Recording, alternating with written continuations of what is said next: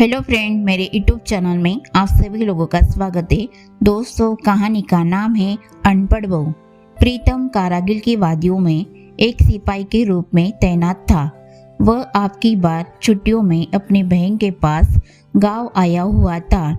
गांव में आकर उसे अपने बचपन के दिन यादें ताज़ा हो गई। वह हर साल अपनी बहन के पास कुछ दिनों के लिए उसके पास आ जाता था। अभी तक उसकी शादी नहीं हुई थी। एक दिन उसने गांव में एक लड़की देखी। वह लड़की उस बहन के पड़ोस की थी। वह लड़की इतनी सुंदर थी कि उसको देखकर उसने अपनी बहन को कहा कि तुम इस लड़की से ही मेरी शादी की बात चलाना, क्योंकि इस लड़की से सुंदर मुझे कोई नज़र नहीं आती। आज उसकी बहन ने उसका रिश्ता उसी लड़की से करवाने के लिए उसने अपने भाई को अपने गांव बुलाया था। वह अपनी बहन के घर पहुंचकर अपनी बहन को बोला कि इस लड़की के माँ बाप से तुमने मेरी शादी की बात की। उसकी बहन बोली, हाँ, मैंने इसके घर वालों से तुम्हारी शादी की बात चलाई है। यह लड़की हमारी जात की नहीं है। वह बोला, मुझे जातवाद से कुछ नहीं लेना। उसकी बहन बोली, इसके माता पिता के पास देने के लिए इतना दहेज भी नहीं है। वह अपनी बहन को बोला, बहना, मुझे दहेज वैज से कुछ नहीं लेना देना, क्योंकि यह मुझे इतनी पसंद आई है कि वह चाहे किसी भी जात की हो, मुझे कोई फर्क नहीं पड़ता है। उसकी बहन बोली, मेरे भाई, उस लड़की के 5 भाई बहन हैं। वह एक गरीब परिवार से संबंध रखती है। एक महत्वपूर्ण बात तो मैं बताना ही भूल गई, यह लड़की अनपढ़ है। इसके माता पिता ने इसे स्कूल में नहीं भेजा। यह लड़की इतनी सुंदर है कि कोई भी लड़का इसकी सुंदरता पर मोहित हो जाए। वह अपनी बहन से बोला, मेरी बहन, मुझे तो सुंदर बेबी पसंद है। अपने दोस्तों के साथ इसे कैसे मिलवाना है, इसे सारे कायदे कानून मैं इसे सिखा दूंगा। मुझे इससे कोई फर्क नहीं पड़ता। इसके बावजूद भी मैं इससे शादी करने के लिए तैयार हूँ। अपने भाई की बात सुनकर उसकी बहन हैरान रह गई। वह सोचने लगी कि मेरा भाई कितना दिलेर है। उसने प्रीति के माता पिता को बुलाया। उन्होंने इतना अच्छा लड़का देखकर कहा, हमें भला शादी से क्यों इनकार होने लगा। हमें रिश्ता मंजूर है। एक शर्त पर हमें यह रिश्ता मंजूर है। हमारे पास अपनी लड़की को देने के लिए दहेज नहीं है। उसने उनकी मम्मी पापा को कहा कि कल शादी के लिए अच्छा मुहूर्त है। आप हम दोनों की कल ही शादी करवा दो। अभी मुझे भी छुट्टी है, परंतु ना जाने मुझे कब युद्ध क्षेत्र से बुलावा आ जाए। इसलिए मैं चाहता हूँ कि अपनी शादी के पश्चात अपने बूढ़े माँ बाप की इच्छा को अवश्य ही पूरी कर दूँ। लड़की वाले मान गए। उन्होंने दूसरे ही दिन प्रीतम और उनकी शादी कर दी। उसने अपनी बहन को गले लगाया और कहा, अगले साल मैं फिर आपके पास आऊँगा। यह कहकर उसने अपनी बहन से विदा मांगी। शादी करके अपने घर वापस आ गया था। उसकी पसंद को देखकर लोग उसे कहते, वाह, क्या सुंदर परी जैसी दुल्हन लाए हो। प्रीतम अपने मन में कहीं ना कहीं सोच रहा था कि पहले उसे समाज में उठने बैठने के तरीके सिखा देता हूँ।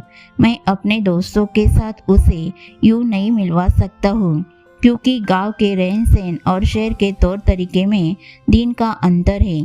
प्रीति को अपने साथ क्लब होटल में ले जाने लगा। वह उसके परिवार में पूरी तरह से घुल मिल गई, लेकिन पढ़ाई के नाम पर बिल्कुल शून्य थी। उसने एक कक्षा तक भी पढ़ाई नहीं की थी। उसे देखकर कोई भी नहीं कह सकता था कि वह पढ़ी लिखी नहीं है। जब भी वह अपने घर छुट्टी पर आता तो उसे लेकर अपने दोस्तों से मिलवाता।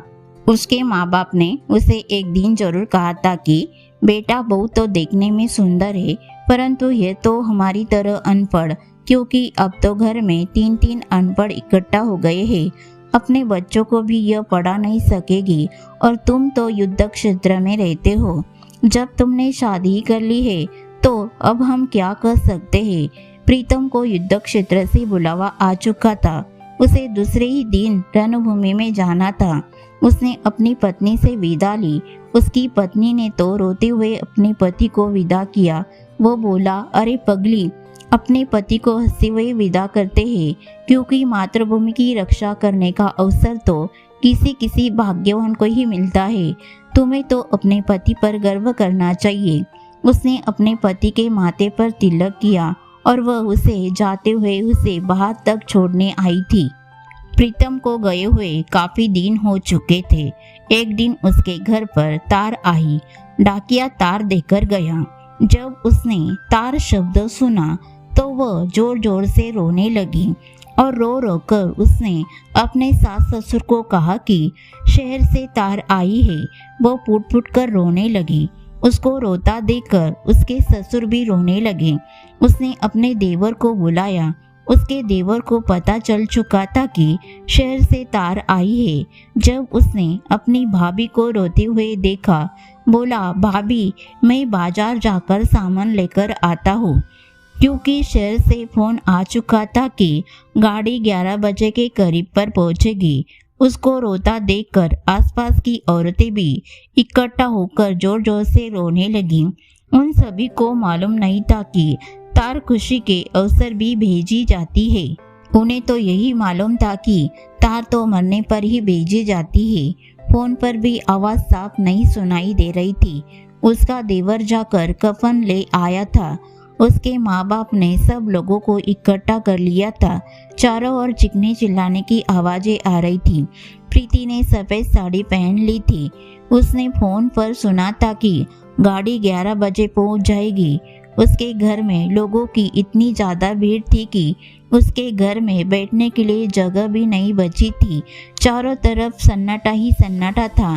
प्रीतम के दोस्त सब उसे आखिरी सलाम देने के लिए बाजे गाजे से विदा करने वाले थे। 11 बजे के करीब एक पुलिस की जीप उनके घर के पास खड़ी थी। उसमें से प्रीतम नीचे उतरा। उसने हैट पहन रखा था। उसने जैसे ही घर में सन्नाटा देखा और वहां से रोने चिल्लाने की आवाज सुनी तो उसके कानों में सीटियां बजने लगी। वो सोचने लगा कि कहीं मेरी पत्नी को तो कहीं कुछ तो नहीं हो गया, मेरी बूढ़ी माँ या पिता को तो कुछ तो नहीं हो गया। जो लोग जोर जोर से रो रहे हैं, उसके दिमाग में तरह तरह के ख्याल आ रहे थे। वह दौड़ा दौड़ा अंदर गया और अपनी माँ के पैर छूकर बोला, माँ प्रणाम। उसकी माँ अपने बेटे को देखकर चौंकी और उसे देखकर खुश हुई। वो बोली, हे भगवान, क्या अनर्थ कर डाला। बहू ने हमें क्या खबर दी। प्रीतम बोला कि मैंने अपने आने की खबर आपको तार के माध्यम से दी थी। वह बोला और फोन पर यह भी कहा था कि 11 बजे तक हम आ जाएंगे। प्रीतम की बूढ़ी माँ अपनी बहू के पास आकर बोली, अरे तुमने यह क्या अनर्थ कर डाला। मेरा बेटा तो जिंदा है। वह बोली कि आज सुबह ही डाकिया तार देकर गया था। मुझे क्या पता था कि तार में अच्छी खबर भी होती है। मुझे तो पता था कि तार में बुरी ही खबर होती है। यह बातें मैंने मोहल्ले में अपनी सहेली को बताई। जिसने सुना वही भी यहाँ आए बिना ना रह सका। प्रीतम को कहीं ना कहीं अपनी गलती का एहसास हुआ कि मैंने अपने लिए सुंदर बहू का चुनाव तो कर लिया, मगर उसे तौर तरीके सिखाने के बजाय उसे शिक्षा दिलवा दी होती तो आज उसकी जगह हंसाई नहीं होती। वह सारी जनता को संबोधित करते हुए बोला, मैं आज आपको एक सच्चाई से अवगत कराना चाहता हूँ। मैंने अपनी पसंद की लड़की से शादी की। इसकी सुंदरता पर मोहित हो गया और मैंने सोचा कि वह भी मुझे मेरे तौर तरीके सीखकर मुझे खुश कर देगी। उसने अपनी तरफ से तो बहुत कोशिश की और सफल भी हो गई, पर कहीं ना कहीं मैं यह भूल गया कि सब तौर तरीके से भी सबसे इम्पोर्टेंट है मनुष्य की शिक्षा। इंसान अगर पढ़ा लिखा होगा तो वह दुनिया के किसी भी क्षेत्र में चले जाए, वह कभी निराश नहीं होगा। बिना शिक्षा के उसका जीवन अधूरा है। इसलिए शिक्षा चाहे वह नौजवान हो या बड़ा, हर व्यक्ति को शिक्षा अवश्य प्राप्ति करनी चाहिए। इस बात के लिए मैं प्रीति को दोषी नहीं ठहरा सकता, क्योंकि मैंने उसे कभी शिक्षा प्राप्त करने के लिए जोर ही नहीं लगाया। आज सबके सामने मैं यह प्रण लेता हूँ कि अपनी पत्नी को शिक्षा दिलवाने के लिए मुझे जो कुछ भी करना पड़ेगा मैं पीछे नहीं हटूंगा। उसने प्रीति का हाथ पकड़ते हुए अपने दोस्तों से मिलवाया और कहा कि मेरी पत्नी बिल्कुल अनपढ़ है। इसके पिता ने उसे कभी स्कूल नहीं भेजा, परंतु आज से मैं इसे पढ़ लिख कर इतना काबिल बनाऊंगा, मैं चाहे जीवित रहूं या नहीं, वह अपने बच्चों को तो अच्छी शिक्षा दिलवा सकती है।